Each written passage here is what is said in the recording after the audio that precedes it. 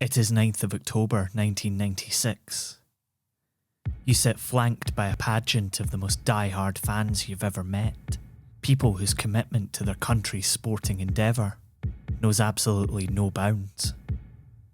These are people who have travelled nearly 2,000 miles from their home country to a nation that most of them know nothing about. Perhaps not entirely due to their own ignorance. After all, Estonia has only been truly independent of the collapsed Soviet Union for 5 years. 800 of you in a stadium that's little more than a municipal facility, all waiting in nervous, slightly drunken anticipation to see the boys walk out of the tunnel. It is almost 3 o'clock, and the Scotland men's national team is stepping out onto the pitch below you. 11 Scots ready to go toe-to-toe with a team they had only met twice before. That's the beauty of international football. Go to new places, meet new people, drink strange drinks with strange people, and leave with new best pals. But the Estonian national team aren't here. Not on the pitch, not in the stadium, not even in the city of Tallinn. The match had originally been scheduled to kick off 4 hours later, but the floodlights, hoisted into the air on cherry pickers and looking very, very temporary, were unable to illuminate the pitch sufficiently to play the match in the dark. So the game was brought forward, and Estonia, having an apparently rigid transport plan, refused to turn up. So you and 800 of your pals, all decked out in kilts, kits and all the other accoutrements of the tartan army, fill the air with chants of "We only play in the daylight" as you watch the team line up alongside the referee for the national anthems, as the captain, John Collins, takes on the coin toss and shakes hands with the officials. The whistle blows. The match kicks off. Billy Dodds knocks the ball gently to Collins, who jogs forward for a few steps until the whistle blows again. The match is over. It lasted all of 2 seconds. They still sing about it. There's only one team in Tallinn. This is Scotland, a podcast about history and where we made it. I'm Michael Park. It is the 10th of June 1998. The team had come through a difficult qualifying group, including having to replay that ill-fated game against Estonia, when the Scottish FA believed that they should have been given a 3-0 victory by default. And you and a hardy band had followed them everywhere, been there for every goal, every late heartbreak, every moment of unrelenting joy. There were 800 of you that afternoon in Tallinn, and now, in the sun-drenched streets of Saint-Denis, in the shadow of the giant, newly built Stade de France, your legion. They say that 60,000 Scotland fans, tartan army foot soldiers as you like to be known, have made the trip to France to see Scotland compete at the 1998 FIFA World Cup. The nation is buzzing on the back of it. This was the pinnacle of football, and 1998 was a vintage year with some of the best talent in the world on display. The likes of Zidane, Salas, Maldini, Beckham, Bergkamp, players at the height of their powers, people who could do things with a ball that would turn your head 180 degrees. And then there were Scotland's opponents, the men drawn beside us to open up the whole thing. Scotland were the main event on opening day, and the world was watching. It was anticipating. It was expecting us to get systematically picked apart and then ground into a fine powder by the best football team on the face of the planet. Because Scotland were playing Brazil, a team containing 21 individuals all touched by wizards who could spin your head 360 degrees, pop it off, flick it over their heads and land it back on your neck before you'd even realised it was gone. They also had Dunga, and Dunga played like he was competing to win a Mortal Kombat tournament. The Tartan Army don't care. You don't care.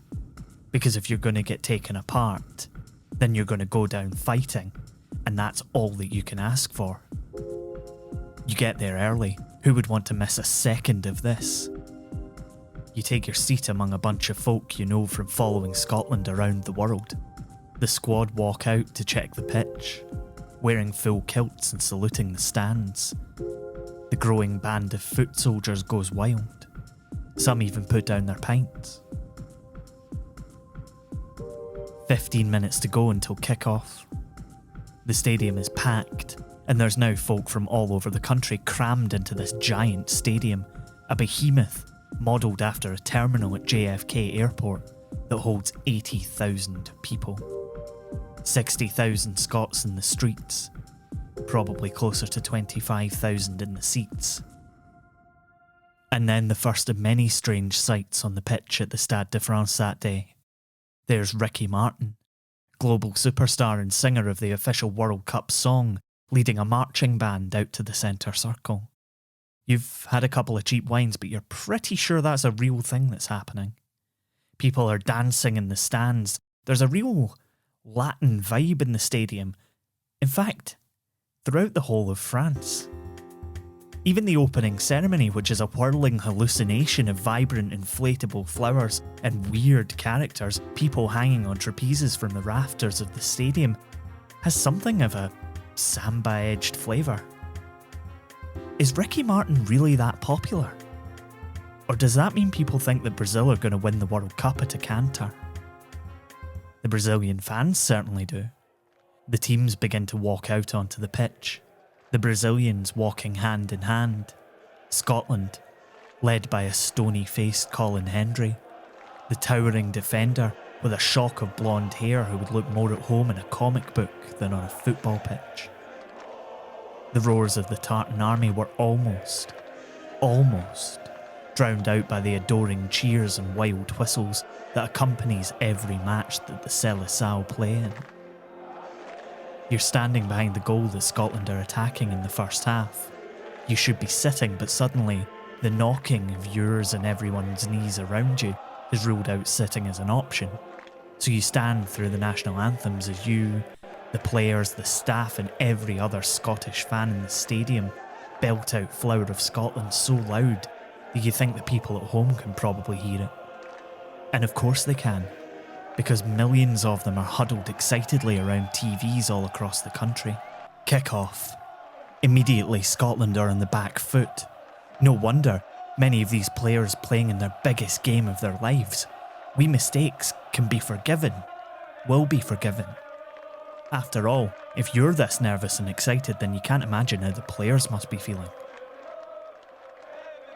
It is 5:34 PM local time. The match has been underway for 4 minutes, and Brazil have a corner kick. Rivaldo, one of the undoubted stars in a team of stars, steps up and curls a corner in towards the near post of 40-year-old Aberdeen goalkeeper Jim Leighton. As the ball comes in, it's heading for a point somewhere between the captain Colin Hendry and midfielders John Collins and Craig Burley. And appearing in that space, Brazil's centre-back, Cesar Sampaio. It hits his forehead point blank and cannons into the net. The Stade de France erupts in a volcano of yellow and green. The holders of the World Cup are ahead in the first 5 minutes, and you and every other Scotland fan are suddenly deflated. There's a little bit of every Scottish heart that's always pessimistic. But suddenly, the boys come out of the blocks and start to pile pressure onto the Brazilian back line, carving chances out of nothing and creating opportunities from set plays. The manager Craig Brown and his assistants definitely had this in their game plan. Maybe not the goal, but suddenly the pessimism floats away as Taffarel in the Brazil goal comes under pressure. At the other end, Leighton is bombarded too, but it's going to take more than attempts from range to catch him out. It is 5:49 PM local time. A speculative cross into the box has Christian Daly and Gordon Dury both rising to meet it, while Kevin Gallagher, playing out of his skin up front, darts across the box, and gets wiped out by Cesar Sampaio, the Brazilian goalscorer. The referee points to the penalty spot, and then everything goes wild. The crowd is ignited as the Scotland fans celebrate and the Brazilians remonstrate. The suits, guests of the sponsors, watch on nonplussed. In an ocean of tumult, there is one island of complete calm, as John Collins places the ball in the penalty spot and waits for a moment while the referee deals with the last of the complaints. The whistle blows. One step. The Stade de France holds its breath. 2 steps. Everyone in Scotland holds their breath. 3 steps. It's so quiet that you can almost hear a boot hit a football. There's a split second where you can hear doubt transform into hope as Collins' strike passes the keeper's hand to his right. Pandemonium. Collins is on his way to the Scotland fans' near section, leaping into a spin, pointing at the name on the back of his shirt. The one person from Scotland never lacking in confidence at that moment. Scotland are going in at half-time, level with the world champions. It's clear though, it's going to take a Herculean effort in the second half to turn that draw into a win. And as good as the Brazilian team are, for the first 25 minutes of the second half, it's going as well as it can. Taffarel's goal is being peppered with shots, and as every minute creeps by, the people of Scotland feel that maybe, just maybe, this could happen. Maybe long shots do make it. It's not just beating the world champions. It's winning the first group game of the World Cup. It's giving every other team the fear factor going into games with you. It's taking the pressure off. It's showing the world's media that Scotland aren't to be taken lightly. It's the 74th minute.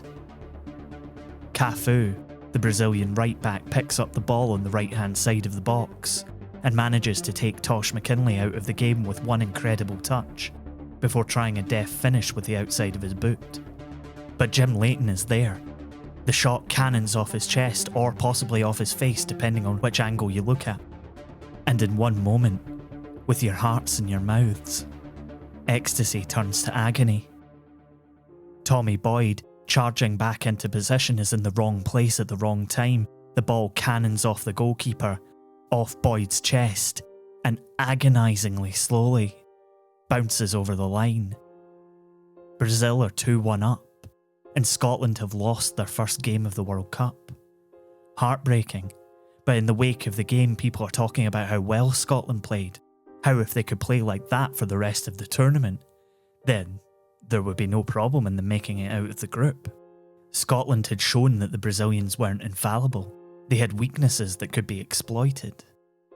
And crucially, everyone believed that Scotland could achieve something, upset the odds, make everyone proud. But unfortunately, Scotland went out in the group stage, losing to Morocco and drawing with Norway. Brazil would lose their last group game against Norway, having already safely qualified, and then march onwards to the final. It would take France to stop them, beating them 3-0 in the World Cup final, lifting the trophy on home ground. Dunga never did win a Mortal Kombat tournament. There's no real moral to this story, but the World Cup in 1998 was the last time that the Scotland men's national team appeared at a major international tournament. Until this year, when at the time of production, we go into the postponed Euro 2020 with matches against Czechia, England and Croatia to come. Nobody expects anything from Scotland after 23 years absent from the big stage. But history shows us that it's not about winning trophies. It's about giving the country something to rally around. The opportunity to come together, if we can. The opportunity to take differences and throw them in the bin. The opportunity to celebrate something, anything, after almost a year and a half apart. No Scotland. No party.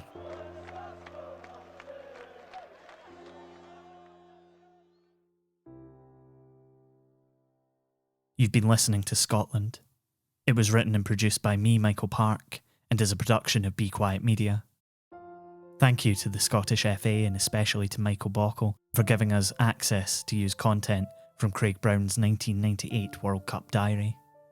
The music for every episode of Scotland is by our very own national treasure Mitch Bain. You can check out more of his work at mitchbain.bequiet.media. Jamie Mowat does amazing illustrations for us, which you can see in our episode art. See more and buy prints at tidland.com. Scotland is supported by Chris Lingwood and listeners like you on Patreon. You can get loads more from us for as little as $3 a month at patreon.com/bequietmedia. You can find out more about the show and read transcripts on our website, scotlandpodcast.net, and we're on Twitter, Facebook, and Instagram. You can find us by searching Scotland, a Scottish history podcast. Thanks for listening. Look after each other. Wear a mask. Get vaccinated if you can. We'll see you next time.